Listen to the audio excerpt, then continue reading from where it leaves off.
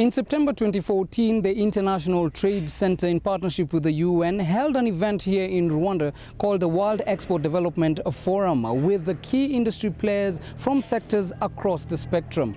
And now one of the sectors that was highlighted to be discussed on with tentative solutions was the agriculture sector. Fast forward 1 year later, we sat down with Arancha Gonzalez, the Executive Director of the International Trade Center, and the State Minister for Agriculture, Nsanganira, to tell us what exactly has been done within that 1 year period and what remains to be done. My name is George Ndirango. Welcome to Doing Business in Rwanda.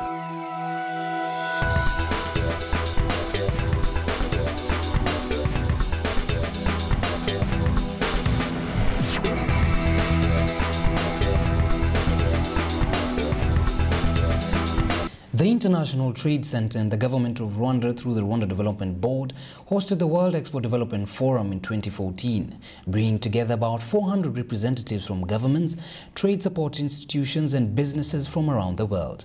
The conversation, under the theme SMEs Creating Jobs Through Trade, revolved around practical solutions that contribute to trade-led inclusive sustainable development.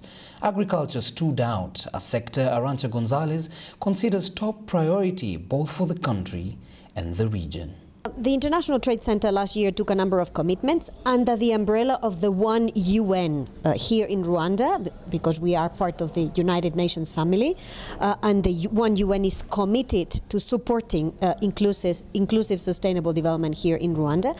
We have made a number of contributions to working together with the Rwandan government and the private sector. In this 12 months, we have trained 100 small and medium enterprises to be export ready. But we haven't just trained them. We have also taken 3 of them and worked with them to help them find buyers for their products, pineapples. And they have found these buyers in the Netherlands, they have found these buyers in Switzerland, and we hope these contracts will materialize soon. Now, you may tell me, oh, only 3?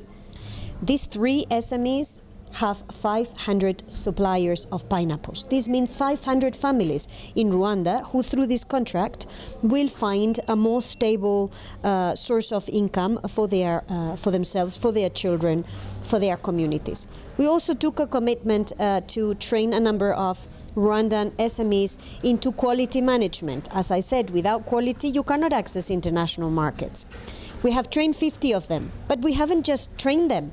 We have worked with 3 of them to get them certified organic. Why is it important to certify organic?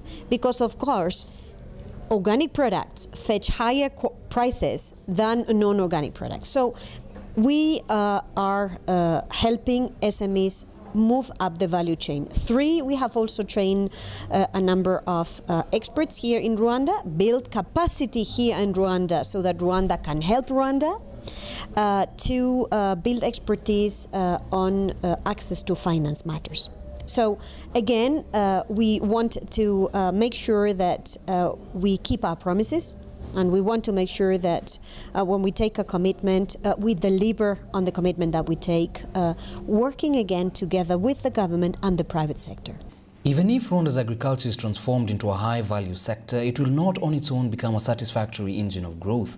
There has to be an exit strategy from reliance on agriculture into secondary and tertiary sectors.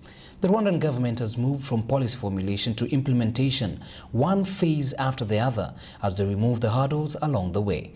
According to the State Minister for Agriculture, a lot more still needs to be done to maximize on productivity. We do have our strategic plan for agricultural transformation 2013-2018 in very direct line with our EDPRS2, which is also actually same period, 2013-2018.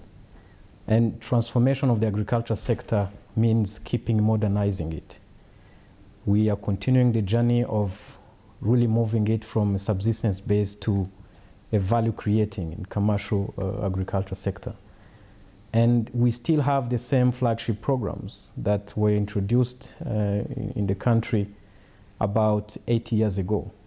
It's about intensification of our agriculture, meaning that the 8 crops that we've decided to put more efforts in since then are the same that we are really continuing to push in terms of productivity. So the key word here is really productivity. We want to tap into the potential that we still have in terms of productivity, which varies really between 40 and 50% if you look at the various crops that we are talking about. But at the same time, this will be achieved if we continue to consolidate the land. We are continuing the mobilization, getting our farmers, both individuals but also those grouped into cooperatives, that for this intensification to be successful, they will have to keep or to continue consolidating their land. This means really easy access to inputs, but also to extension services that both central and local government are currently investing in, but also the private sector slowly coming in. So the same really applies to our cash crops. Traditionally, we are pushing coffee and tea, focusing mainly on value addition, but at the same time really diversifying, and we're moving into horticulture, flowers, and a number of few other new products that are coming up, while at the same time targeting niche markets to get premiums. We developed a cluster strategy, basically based on products which you find in Rwanda. So we also managed to have an extensive database whereby we know each product, how many SMEs are operating in, countrywide, district by district. So we organize those SMEs accordingly in clusters. And we have community processing centers, which we call Kinyarwanda, Uruganda, Iwacho, basically to address key challenges SMEs across board are facing here in Rwanda, which is technology, access to finance, access to managerial skills, being technical, being managerial, access to market as well. So all these four challenges, we thought they could be addressed through CPC, Community Processing Center.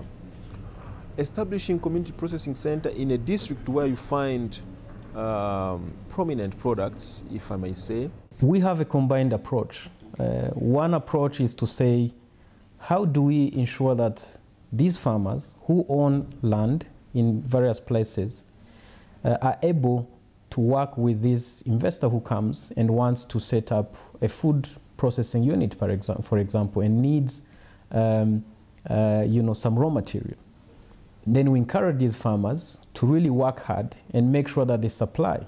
This is the outgrowing scheme. This is the outgrowers kind of farming that we're talking about. But on the other hand, we do realize that some of these investors may need what we call nucleus farms, where actually they also invest, and these farms become more or less demonstration areas for the others, the outgrowers. Then it becomes a partnership. So you have, let's say, 100 hectares of land that you give or you allocate, to a particular crop for an investor. But at the same time, you realize that this investor will need more than that, the production that is more than that, more than what he can get from that land. He will need to work with outgrowers. So we want these partnerships, these kind of partnerships to be formed, and where they exist to be strengthened, because we do have some cases where you find those kind of partnerships. So these are the models that we do believe are necessary and are possible in the country, where you have capita arable land between 0.1 and 0.5 hectares. Rwanda is doing an incredible work at working on the fundamentals to allow agriculture be the vehicle through which we will reduce malnutrition in the country, but also to use agriculture to help small and medium enterprises be competitive in export markets. Now, this requires infrastructure. Of course, the processing requires electricity, it requires energy, the processing requires transportation, so the investments that the country is making in infrastructure, including energy infrastructure, go in the right direction. Value addition requires a big investment on quality. This is why the International Trade Center is working with Rwanda to help SMEs meet international quality standards. citizens, whether in Rwanda or elsewhere, don't want to buy processed agricultural products that are not properly quality certified. 3 is about packaging.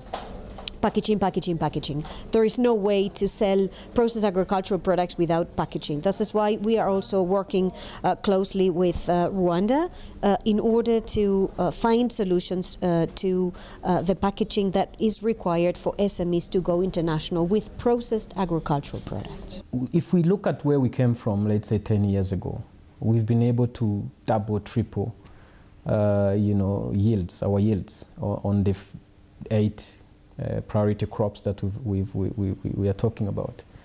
But we would not say that we are very happy, because we still have a long way to go in terms of maximizing the potential that these products have. So if we look at countries in the region, of course, I would say we are not far from each other. We are all involved in the same process, really making sure we increase productivity. And by the way, the same process we go through is usually taken at the regional level, where we meet and discuss strategies really to keep increasing productivity. So I think we've been really putting a lot of efforts in this as Rwanda, but also as a region. But on some of the products, we may be a bit ahead compared to the other countries, and they may also be a bit ahead on other crops compared to Rwanda. But if you look at the average, I wouldn't say that we are very far from each other, and that's why we need to keep putting our efforts together and make sure we really increase productivity on those crops that we are talking about. But again, even if we consider crops, I must say that the strategy to concentrate on 7 crops or 8 crops is not the same in the other countries in the region, even beyond.